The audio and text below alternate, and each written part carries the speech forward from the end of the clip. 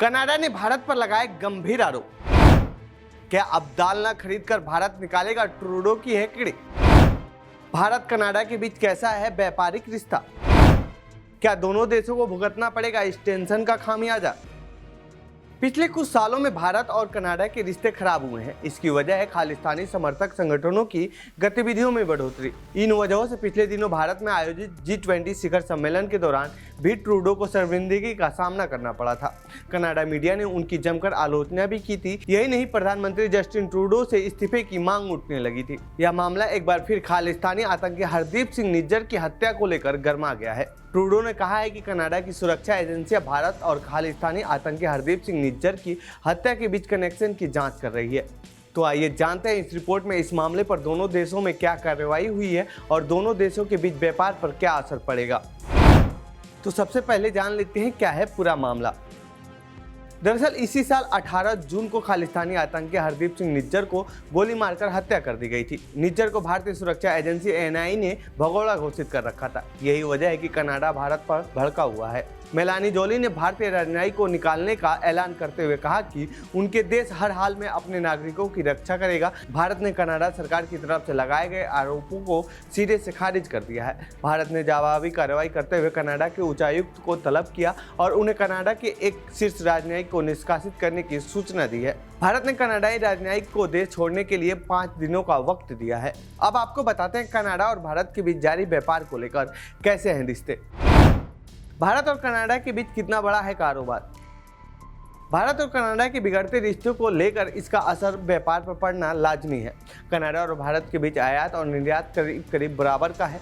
Bharat Canada का 10वां सबसे बड़ा ट्रेडिंग पार्टनर था। साल 2022-23 में भारत ने कनाडा को $4.10 अरब का सामान निर्यात किया था, तो वहीं कनाडा ने भारत को $4.05 अरब का सामान निर्यात किया है। इससे एक साल पहले 2021-22 में भारत ने कनाडा को $3.76 अरब का निर्यात किया था। वहीं साल 2021-22 में आयात का आंकड़ा $3.13 अरब रहा था, जबकि दोनों देशों के बीच द्विपक्षीय कारोबार वर्ष 2021-22 में $7 अरब था, जो कि वर्ष 2022-23 में बढ़कर $8.16 अरब का हो गया। 600 से ज़्यादा कनाडा की कंपनियां भारत के साथ काम करती हैं। भारत और कनाडा के बीच रिश्ते अच्छे होने की वजह से भारत ने कनाडाई पेंशन फंडों में करीब $55 अरब का निवेश किया हुआ है, जबकि कनाडा ने साल 2000 से लेकर अब तक भारत में $4.07 अरब का सीधे निवेश किया है। भारत में फिलहाल कम से कम 600 कनाडाई कंपनियां काम कर रही हैं, जबकि 1000 और कंपनियां भारत में एंट्री के लिए कतार में हैं। यदि भारत की बात करें तो भारतीय IT कंपनियों का कनाडा में बड़ा कारोबार है। इसके अलावा सॉफ्टवेयर, नेचुरल रिसोर्सेज और बैंकिंग सेक्टर में भारतीय कंपनियां सक्रिय हैं। कनाडा से क्या क्या खरीदता है भारत?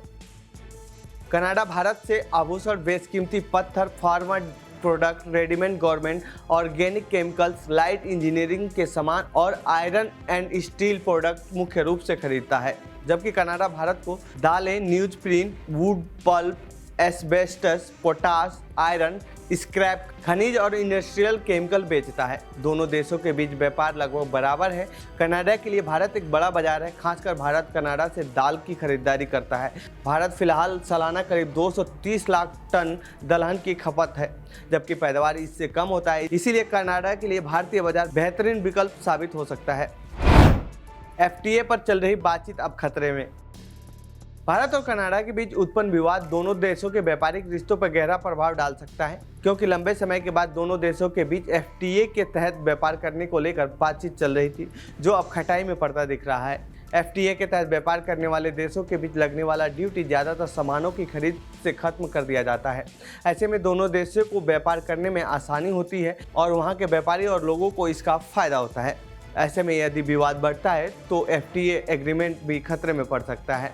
तो ये थी कनाडा और भारत के बीच बिगड़ते रिश्ते से जुड़ी हमारी रिपोर्ट। आपको कैसी लगी यह रिपोर्ट कमेंट बॉक्स में बताएं। साथ ही इस पूरे मामले पर आप क्या कहना चाहते हैं कमेंट बॉक्स में लिखें। बाकी देश दुनिया की खबरों के लिए बने रहिए जनसत्ता के साथ। धन्यवाद।